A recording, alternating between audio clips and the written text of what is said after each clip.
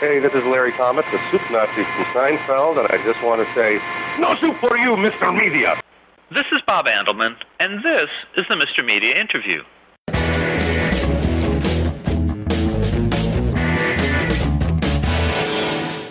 Judge David Young is unlike any other TV judge you've likely seen before.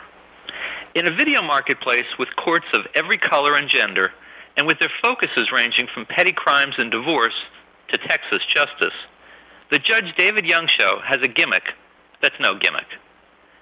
Yep, he's gay. Judge Young, welcome to Mr. Media. Thank you. It's my pleasure to be here. Appreciate your time. Judge, there's out, and then there's in your living room 5 nights a week out. How did you join the ranks of dispensers of video justice? Well, it's very interesting. I was in my chambers in Miami-Dade County, my judicial chambers, and I've got an email from Sony Television asking me if I would like to talk to them about starring in a television show.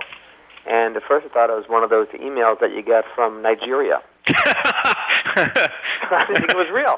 And after I spoke to them, it was indeed real. And it's been an amazing story, absolutely amazing. I'm just absolutely thrilled that I was able to do this. Now, it didn't come entirely out of the blue. They had seen you, I guess, either in the news or in the flesh?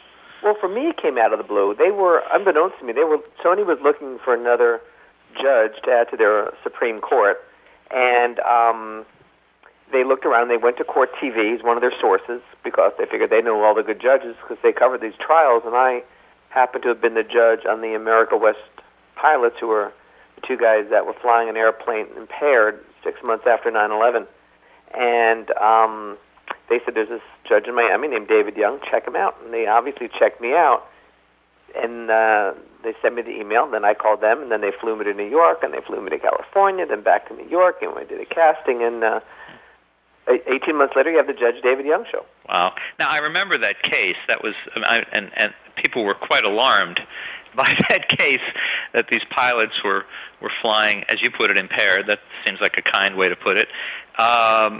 Was there anything in that case while you were handling it that stood out for you that made you think, that it was different, or that it got people's attention any differently than any other case?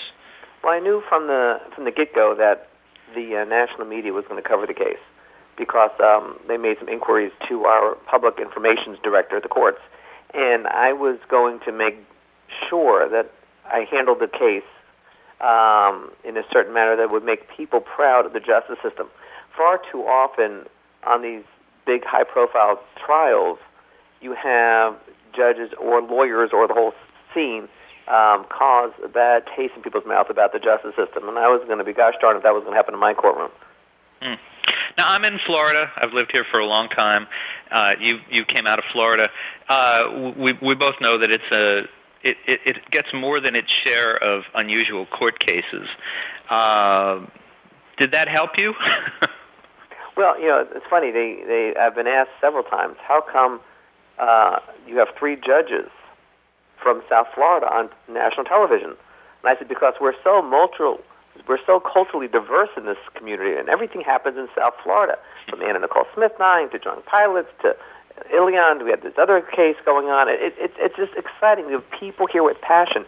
And if you are going to survive in this community, you have to have a certain oomph, I guess, is the best way to put it. And I guess it breeds us. I don't know. It's very exciting. Listen, I wouldn't want to live anywhere else in South Florida because it is very exciting, and it's very stimulating, and the people are just wonderful. I seem to recall that during the Anna Nicole Smith case, and you probably know this better than I, that the judge who was handling a lot of that, who got a lot of TV time, even during the course of the case, there was talk about him becoming a TV judge. Yeah, well, there was talk about it, but I don't think anything's going to come of that. Okay, I wondered about that. Now, he's still under criminal investigation. Oh, I didn't know that. You didn't know that? Yes, he No. was. The state attorney's office is reported in the Miami Herald is investigating him for accepting bribes. According to the allegations, Ouch. He asked a lawyer. He didn't ask. I told the lawyer. He said, my wife's birthday is tomorrow, and I appoint you to a lot of cases. And there's this great Louis Vuitton purse named Marcus that she'd love to have, and make sure it's wrapped pretty. I missed that story. Wow. Yes. Wow. Well, for Larry Seidlin's sake, I hope it's not true. And but the state attorney's office is investigating. We'll see what happens. Wow. Well, let's stay focused on Florida for a minute. You mentioned the state attorney's office. You came out of that office, didn't you? I did. I worked under Janet Reno for almost 4 wonderful years. I have to ask, what was that like? She is an amazing person. I was just with Janet last Friday night, actually, and I said to her, every interview that I give, they're so inquisitive about you, and you're still so well regarded by so many different people. What you see with Janet is what she is. She's incredibly honest. She's incredibly committed to seeking justice, and she's also very loyal to her employees. One of really true indicative of Janet's character story that I tell is one of our young prosecutors who didn't have any family here in Miami got in the middle of the night struck by something. I think she had appendicitis. Yeah, it was appendicitis, and she was rushed to the hospital. And she told somebody to contact Janet Reno. Well, within 10 minutes, Janet was at the hospital. Wow, taking care of things. I mean, that's just the way that Janet was.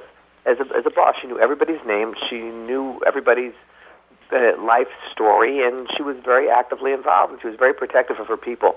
And you couldn't ask for a better boss. Is there anything that you carry forth from your experience with her judicially in terms of the way you handle people or cases? Sure. One of Janet's mantras is the terms strength and courage, which translated means always do the right thing and don't be afraid of the consequences if you believe what you're doing is right. Have the strength of your convictions. And her low-key style, her deliberate style, her ability to listen to people and really are concerned about people's welfare is just, she's one of my role models. Now, Janet Reno is not the only major figure in Florida law establishment in your background. Your own dad, Burt Young, was president of the Florida, is past president, right, of the Florida Bar Association. Yes, he was the first Jewish president of the Florida Bar back in the 70s. And, the amount of anti-Semitism that he and Mom both had to overcome within the member of the Florida Bar establishment was astounding. You'd think that lawyers would rise above homophobia, anti-Semitism, racism, but, they're like everybody else. And Dad had a really hard time in the beginning of 1970 when he took over the presidency, but slowly but surely through hard work and dedication, and people saw that, hey, Jews don't have horns. Hey, Burton has done all these great things to enhance the legal profession in the state of Florida. I guess we need to treat him like everybody else. Gee, what a novel lesson that is. And I wondered, what you say, your dad dealt with anti-Semitism. How concerned was he for you following in his footsteps in the law and then having to deal with, anti-gay and that kind of thing? That must have been tough. Well, my father and I, personalities are very different. And he is very loyal. He's a loving, very loving father. I'm very, very lucky, and I have a very loving mother. And when I came out, there was never any issues. They love me unconditionally, and as you wish most parents would love their children unconditionally, but unfortunately, we don't see that a lot. We see a lot of misconceptions about gay and lesbians, and their parents think something, and they end up throwing them out of the house, and then they end up homeless on the streets, and then a lot of them end up committing suicide. One of the reasons I am out, and one of the reasons I am vocal about it, is I'd like to see myself as a role model for other young gay and lesbian bisexual individuals who are just coming to terms with their sexual orientation. To say, hey, listen, if you want to be a judge, you can be a judge. If you want to be president of the United States, well, maybe not that far, but you can at least, you can achieve your goals.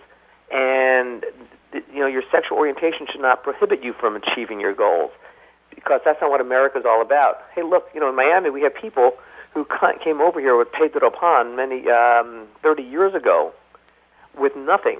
They didn't speak the language. All they had is a group of members of the Catholic Church who took them in and nourished them and acted as surrogate parents until their parents came over, and now they are the ones who are running Miami-Dade County. They're the bankers, they're the lawyers, they're the mayors, there's the United States Senator who's a Pedro Pan.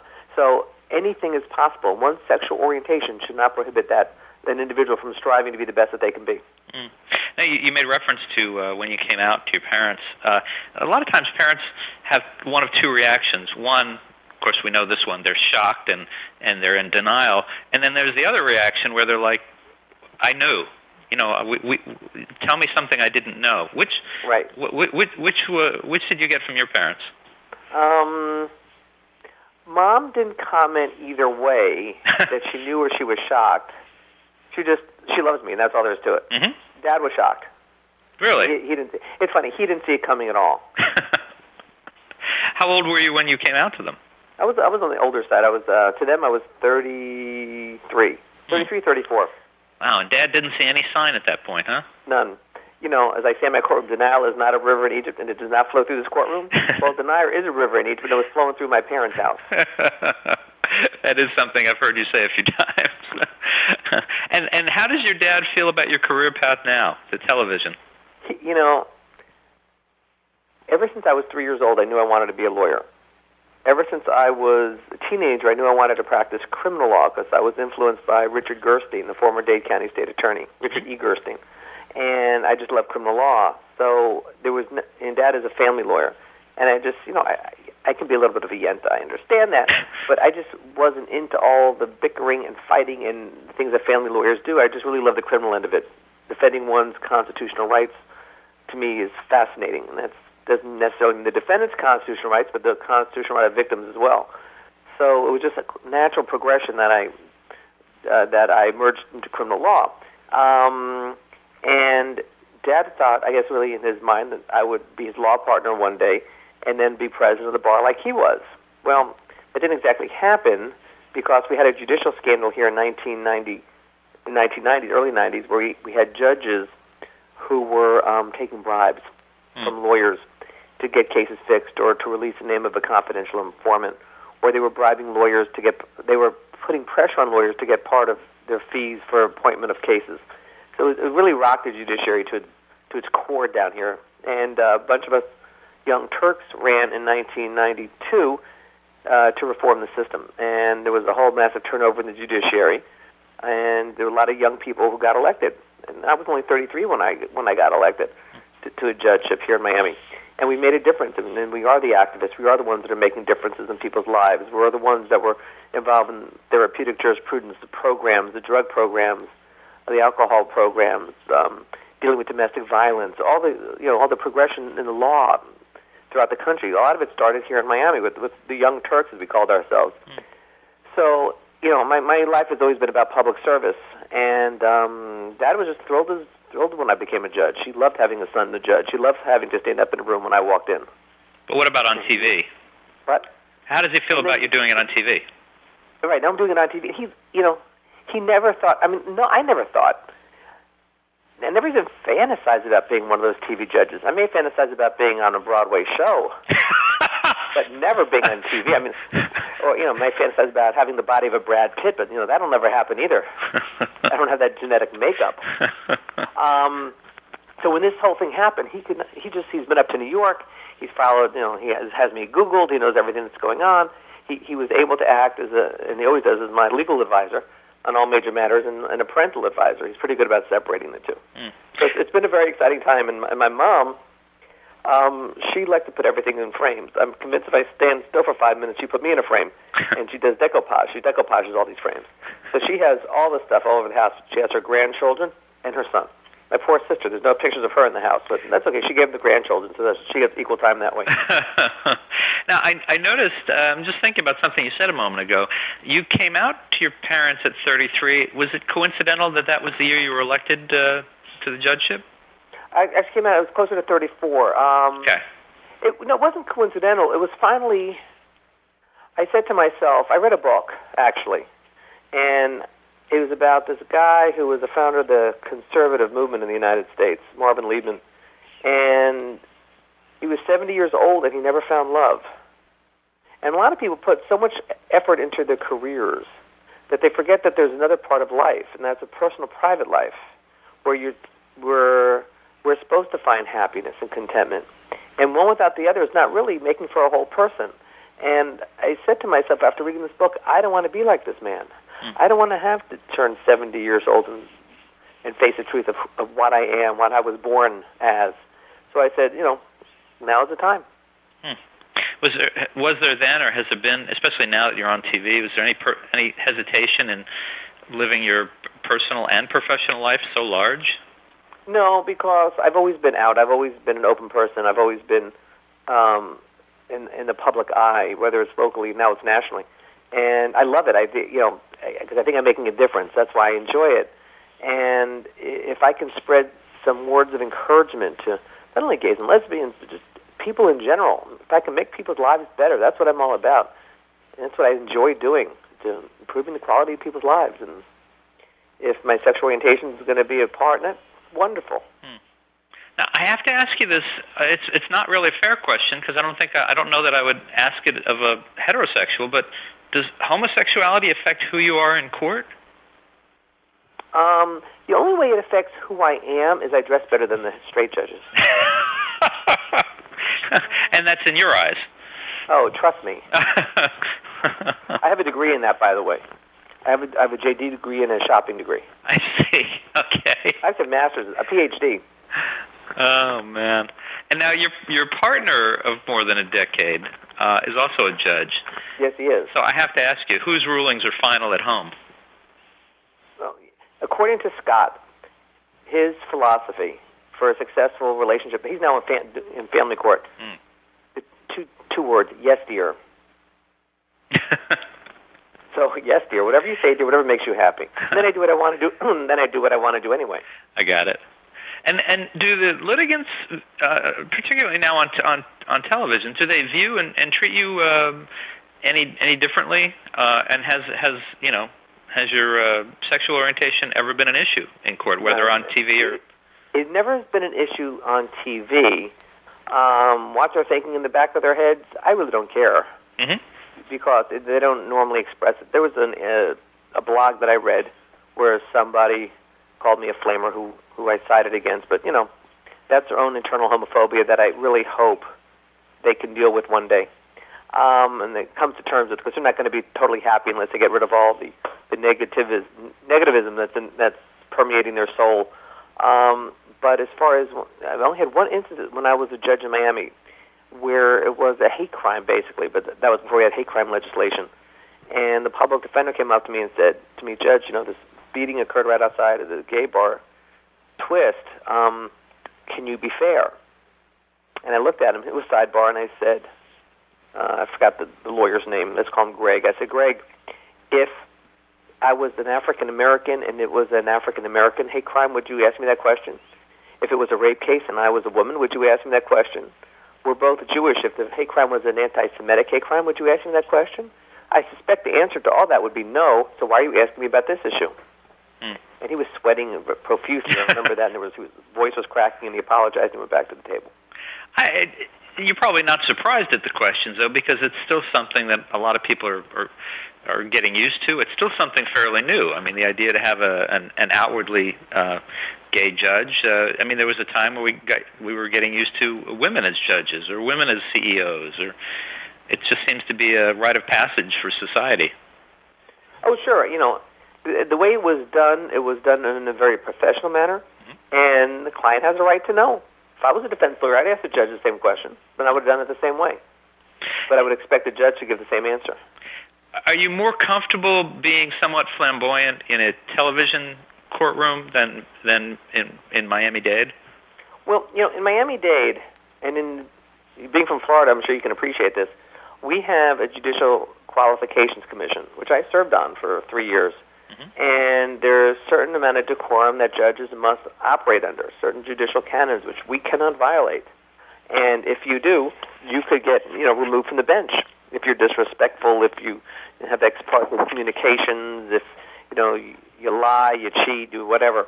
And in a TV setting, you don't have that. It's all these cases are binding arbitration, and I do what I can to make the point, but I try to make the point without yelling and screaming, because I don't think it really does a lot for the viewership, and I don't think that the viewers or the litigants themselves learn when you yell at them or you scream at them. So I sometimes break into show tunes. Now, did I do that on the bench in Miami? I don't. Maybe once or twice I might, but not on a regular basis. You had someone sing, though, when you were on the bench in Miami. Is that right? You had someone... I had an opera, yes. Yeah. Now, that is an interesting story. But, and that really sums up my judicial personality, my judicial philosophy. Here was a woman that came into court who was charged with disrupting a condominium meeting. She was in her 80s. When she walked into court, I noticed that she had a tattoo on her forearm, and they were numbers, so I knew she was a concentration camp survivor. So I inquired about her. I said, tell me about your experiences during World War II. And she said that her whole family was gathered up by the Nazis, and they were put in a concentration camp. And they all died. Her mother, her father, and all of her sisters and brothers all died. And the way she survived was by singing opera for the generals and the commanders of the Third Reich. And she's crying and she's telling me the story. And I figured government has done enough harm in this woman's life to last a lifetime. I need to help restore this woman's confidence, not only in the United States, but in the judiciary of the United States. And I said, well, what happened here is not the worst thing in the world. Supposing you give me a sampling of your operatic talents, I'd love to hear you. She said, I'm too nervous, I can't sing. I said, ma'am, you sang for the worst of the worst, the hierarchy of the Third Reich. Of course you could sing something for me. She goes, well, maybe I can. I said, would you please sing for me? I really would appreciate it. And she sang, and it was beautiful. So I dismissed the case, and she left with a smile in her face and a belief that the system really does work, that people do care about her. So that's the whole story behind. Interesting. I had the woman singing opera. Very interesting. And on the show, do the producers seek out cases that match in any way or challenge your lifestyle, or is it just incidental when it happens? I think we've only had one or two. I think it was two homosexual-related cases. One was a gay hip-hop group, and one was a lesbian couple. So no, they haven't done that. They pick cases which will shine, and all the judge shows do, shine and bring out the judge's personality.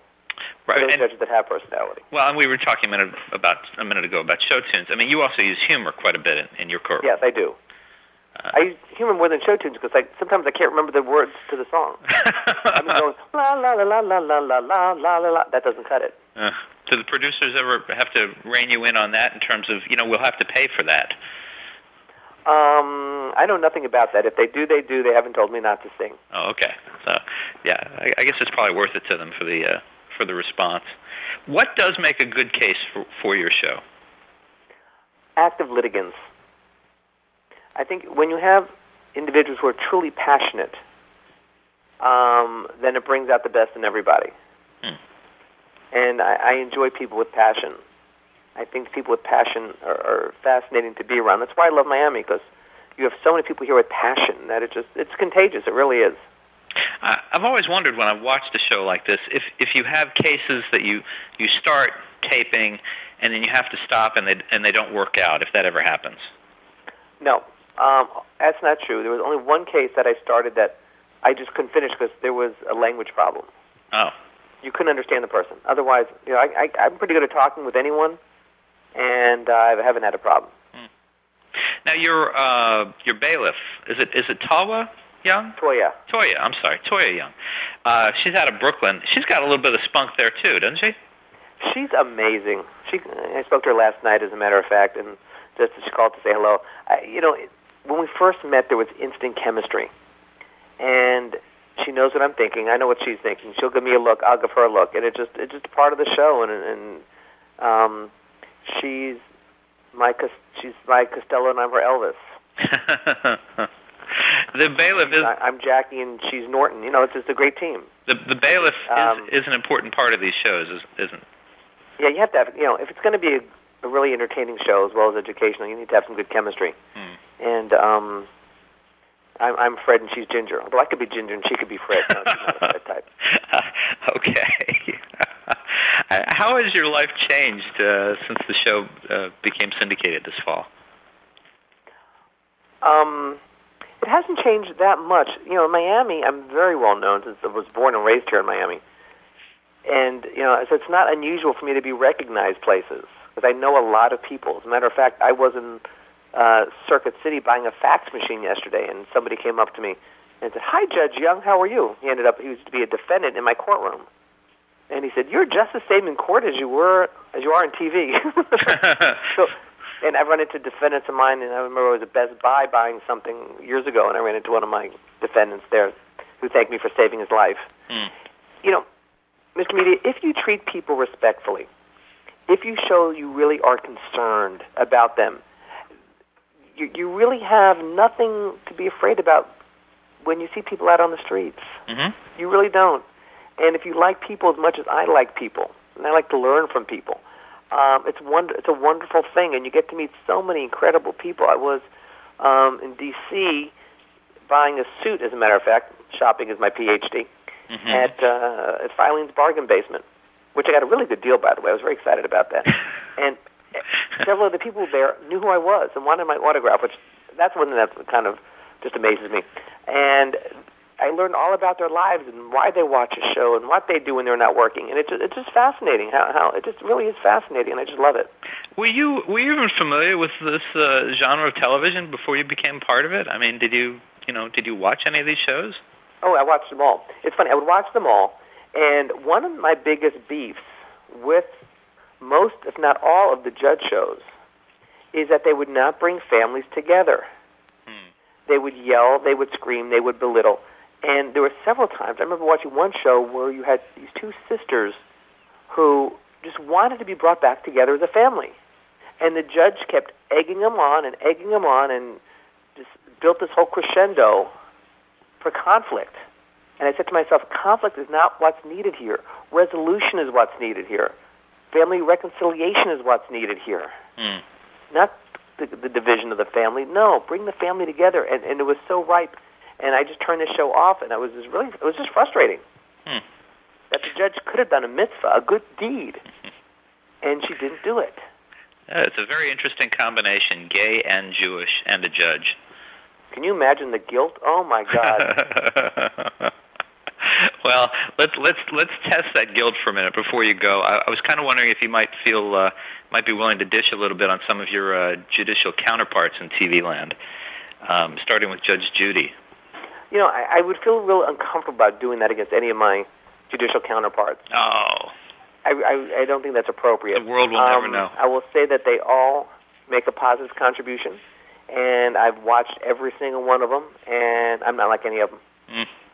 And what about the big daddy of them all? Did you ever watch Judge Wapner in those days? I've got a Judge Wapner story. Oh, even better. To answer your question, yes, I watched Judge Wapner. I was taking a deposition when I was a state attorney. I was out in California, and I was with this other lawyer, and we had to take the deposition in the L.A. County State Attorney's office. And I'm walking the hallway, and I see a sign that said Joe Wapner, Jr. And there was this young prosecutor at his desk reading. I'm looking at him, I'm looking at the sign, and I said, "Excuse me, is your father the TV judge?" And he said, "Yes." He got kind of embarrassed. And I said, "Well, I'm David Young from Miami. I'm a prosecutor with Miami-Dade County, and I'm taking depots. It's nice to meet you." And we spoke for a few minutes. He was very nice about it. And I just kept walking on my way. Small world, isn't it? Small world, isn't it? Lucky, isn't it? Yes. Well, Judge Young, thank you. I got to stop laughing. Thank you so much for joining us today on Mr. Media. Mr. Media, it has been my absolute pleasure, and I want to thank you. And how are things in St. Petersburg? Are they okay? Things here are good. This is, of course, the new media capital of the world. So, yeah, things are good here. There's some magnificent resorts out there. Yeah, there are. St. Pete is just a beautiful part of the state. Well, thank you. We appreciate that. And folks, if you'd like to keep up with Mr. Media's Friday interviews, you can subscribe to the site via email at www.mrmedia.com. You can also subscribe to the audio feed in the podcast section of iTunes. Thanks for joining us. Please come back again next week for another Fridays with Mr. Media. Good. All right. Well, thank you very much. You're welcome very much. I hope that wasn't too painful. It was fabulous. Now,